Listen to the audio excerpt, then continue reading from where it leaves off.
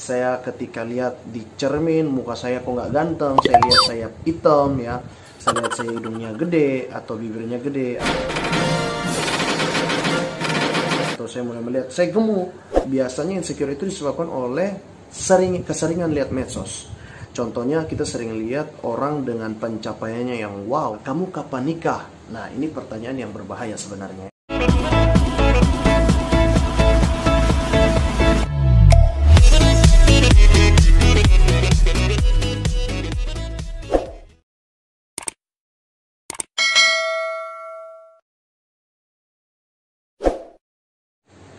Hai, welcome back to my channel Apri Joel TV, channel self-development, motivasi, edukasi. Nah, so apa itu insecure? Insecure sendiri adalah, kalau yang saya cari di Google itu adalah perasaan takut, cemas, secara berlebihan terhadap situasi dan kondisi tertentu. Tapi kalau saya sendiri, saya punya versi adalah, saya mau kasih yang simple. Insecure itu adalah perasaan gak nyaman terhadap situasi yang ada, merasa nggak nyaman, merasa nggak aman. Itu insecure ya, terhadap diri kita sendiri bisa, terhadap komentar orang juga bisa, terhadap orang lain. Nah, kalau terhadap diri sendiri itu seperti saya ketika lihat di cermin, muka saya kok nggak ganteng, saya lihat saya hitam ya, saya lihat saya hidungnya gede atau bibirnya gede, atau saya mulai melihat saya gemuk ya. Buat cewek-cewek yang banyak, sangat paling banyak insecure itu menurut saya cewek-cewek. Beberapa kali ketika mereka berbicara dengan saya, mereka mengatakan, aduh saya gemukan nih, gua gemukan nih, padahal sebenarnya nggak gemuk ya. Itu hanya karena masalah mindset aja, masalah ketidakpercayaan diri. Nah, so teman-teman ngerti ya, paham ya. Sekali lagi, insecure adalah perasaan nggak nyaman dengan diri sendiri maupun komentar orang. Mungkin ada orang yang komentarin kita hal-hal yang negatif, kata-kata yang negatif, kata-kata yang nggak membangun ya, kata-kata yang mungkin menyakiti atau mengingatkan kita pada masa lalu. Insecure sendiri itu disebabkan oleh hal-hal yang berikut. Yang pertama, karena komentar negatif. Jadi sometimes seseorang itu merasa insecure atau tidak nyaman karena dia sering mendengar kata-kata negatif ya terhadap dirinya sendiri, dan itu menyebabkan dia selalu merasa minder. Dia selalu merasa, waduh, saya nggak aman, saya nggak nyaman, saya nggak nyaman dengan diri saya sendiri, saya nggak bisa menerima diri sendiri. Yang kedua, biasanya itu disebabkan oleh masa lalu. Mungkin di masa lalu ketika di lingkungan keluarganya atau di lingkungan bermainnya bersama teman-temannya atau di sekolahnya, mungkin dia sering dikatain ya, ada trauma tersendiri ya, itu yang membuat dia merasa nggak nyaman. Jadi kalau seseorang sering dikatain kata-kata yang jelek, kata yang negatif, dia akan merasa, dia akan trauma, dan itu akan ke bawah sampai gedenya nanti. Jangan dikira insecure itu cuma dialamin oleh orang-orang introvert, tapi orang extrovert pun bisa mengalami yang namanya merasa perasaan tidak nyaman. Yang ketiga, biasanya insecure itu disebabkan oleh keseringan lihat medsos. Contohnya kita sering lihat orang dengan pencapaiannya yang wow, yang bagus di media sosial, dan akhirnya membuat kita iri, membuat kita nggak nyaman. Kita melihat orang suka pamer-pamer harta, kita melihat orang-orang suka pamer kebahagiaannya, sedangkan kita sendiri tidak bisa mengalami kehidupan yang seperti itu. Orang yang senang dengan pencapaiannya, orang yang ya pamer segala-galanya lah ya di medsos, dan kita lihat, kita scroll terus, dan akhirnya membuat kita sendiri nggak percaya dengan diri kita sendiri, membuat kita nggak nyaman dengan diri kita sendiri. Dan yang berikut biasanya itu terjadi karena penolakan ya. Penolakan itu memang berbahaya. Itu kalau kita di keluarga kita sering ditolak, maka kemanapun kita pasti akan curiga dengan teman-teman kita. Kita bisa curiga dengan orang-orang kita, dengan orang-orang di sekitar kita, bahkan kita bisa curiga dengan orang yang paling kita sayangin, bahkan yang menyayangi kita. Kita akan merasa kita ditolak karena sudah terbiasa ditolak dari kecil, di lingkungan sering ditolak. Maka kemanapun kita pergi, biasanya kamu bisa merasakan yang namanya ketertolakan. Disitulah menimbulkan yang namanya insecure atau perasaan gak nyaman. Nah, yang berikut adalah karena disebabkan oleh ketidakpercayaan diri ya. Banyak orang tidak percaya bahwa dia itu berharga, banyak orang tidak percaya bahwa dia itu diciptakan Tuhan, istimewa, serupa dan segama dengan Tuhan ya. Kalau saya ingat, Bob Proctor mengatakan bahwa we are the highest form of God's creation, yang artinya kita adalah bentuk tertinggi dari ciptaan Tuhan. Jadi kita adalah bentuk atau suatu pola, suatu bentuk yang paling tinggi, yang paling mulia dari ciptaan Tuhan. Ya, kita serupa dan segambar dengan Tuhan. Jadi buat kamu yang sering merasa nggak pede, ya, saya mau bilang kamu berharga, kamu luar biasa, kamu punya kekuatan, kamu hebat. Dan yang berikut, orang sering merasakan insecure karena ada perfeksionis. Jadi dia sering merasa apa yang dia lakukan itu dia takut salah.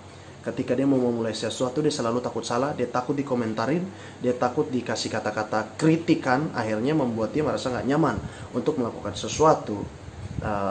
Akhirnya dia nggak mau melakukan lagi. Ya, banyak orang mengira bahwa artis-artis atau orang-orang hebat, orang-orang yang suka di depan kamera atau di panggung, orang-orang berpikir bahwa mereka itu perfect, so mereka nggak memiliki rasa insecure. Salah.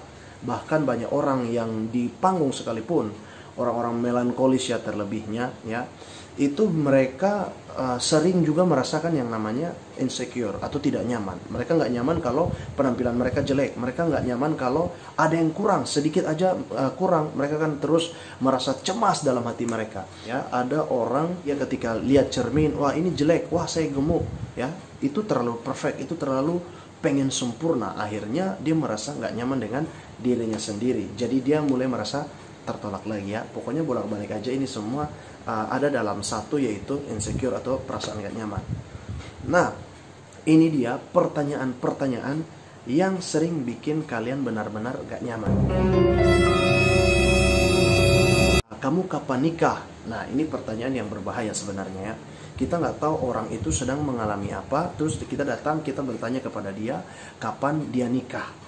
Padahal sebenarnya mungkin dia lagi stres, dia lagi bergumul dengan dirinya sendiri, dia lagi membenci dirinya karena dia nggak nikah-nikah. Terus kita datang, kita kasih pertanyaan yang membuat dia stres, membuat dia tertekan, membuat dia tidak bisa berpikir. So sebaiknya kita jangan pakai pertanyaan ini, kapan kamu nikah? Karena kalau dia nikah juga belum tentu kamu mau biayain dia. Kalau dia nikah juga belum tentu kamu mau biayain keluarganya, anaknya, istrinya, dan segala macam. Jadi stop dengan perkataan kamu kapan nikah, ya. Yang kedua, kamu agamanya apa?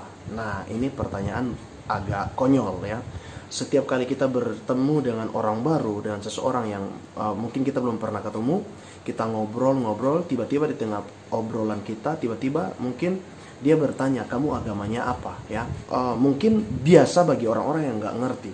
Tapi bagi orang-orang, kita ketemu dengan orang-orang yang sering merasa nggak nyaman, itu benar-benar bukan pertanyaan yang beretika. So sebaiknya jangan kamu tanya agama apa, demi memperlancar komunikasi, demi memperlancar hubungan kita ke depannya. Ya, karena pada ujungnya juga kamu bakalan tahu dia agama apa. So nggak perlu tanya. Siapa tahu ketika kamu bertanya dia merasa nggak nyaman. Mungkin dia minoritas, dan ketika kamu bertanya, ketika dia menjauh, dia langsung merasa nggak nyaman, ya. Yang ketiga, sering beberapa orang bertanya, kamu gajinya berapa, kamu kerjanya di mana, ya, kamu kuliah di mana. Nah, ini pertanyaan-pertanyaan yang benar-benar nggak perlu, ya guys. Ini nggak perlu. Gak perlu banget kalau kamu bertanya kepada temanmu, saudaramu, anakmu, ponaanmu, ya, kalau anak boleh sih, bahwa kamu gajinya berapa sebulan, kamu kerja di mana. Siapa tahu saat itu dia lagi stres nyari pekerjaan dan dia dituntut orang tuanya untuk cari pekerjaan terus, tapi dia nggak dapat. Tapi kamu malah nanya kamu kerja di mana, kamu kuliah di mana. Siapa tahu dia nggak kuliah karena hidupnya susah. Kamu tanya lagi, terus ada lagi yang nanya umur berapa sekarang, ya, sudah punya pacar atau belum, ya. Pertanyaan sudah punya pacar atau belum, I think it's not good, ya, karena itu akan mungkin ada orang yang kuat, orang-orang extrovert mungkin kuat, ada beberapa orang-orang introvert, ya, nggak semua, tapi ada beberapa orang-orang yang dimana mereka nggak siap ditanyain udah punya pacar atau belum, ya. Mungkin dia ada masalah dengan masa lalunya, dengan pasangan masa lalunya, dengan kejadian sebelumnya, ya. Ketika kamu bertanya sudah punya pacar belum, sometimes itu berbahaya buat dia, ya. Itu bisa membuat dia merasa nggak nyaman, ya. Saya percaya beberapa kalian dari sini pernah mengalami hal-hal seperti ini, ya. Nah, ada yang bertanya udah umur berapa sekarang. Ada orang mungkin dia umurnya sudah 33 atau 34, 35, tapi dia belum nikah. Terus tiba-tiba kamu bertanya kepada dia, sudah umur berapa? It's a danger question. Please, dudes, don't ever ask that, ya. Jangan pernah tanyakan hal tersebut, ya, karena itu berbahaya.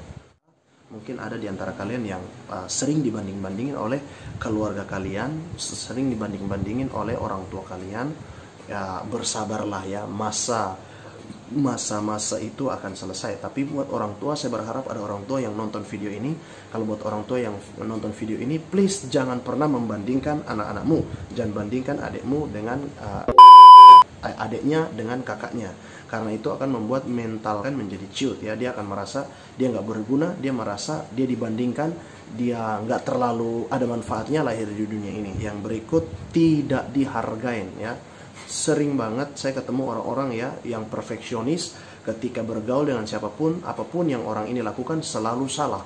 Be careful orang perfeksionis, karena kamu bukannya mencari teman, kamu bukan membuat banyak relasi, komunikasi, tapi kamu akan membuat hubungan kamu dengan siapapun menjadi hancur. So teman-teman, bapak ibu, kakak-kakak, siapapun yang nonton video ini, please belajar jangan pernah bandingin saudaramu, kakakmu, adikmu, temanmu, orang tuamu, atau anakmu.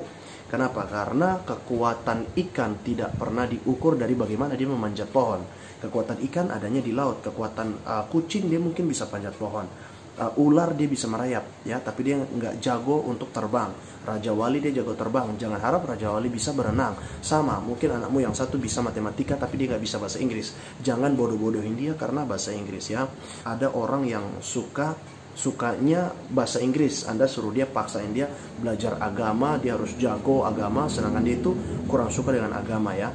Nah, jangan Anda paksakan, berikan kesempatan buat dia untuk dia belajar bahasa Inggris, untuk dia kembangkan minatnya, untuk dia kembangkan apapun yang dia suka.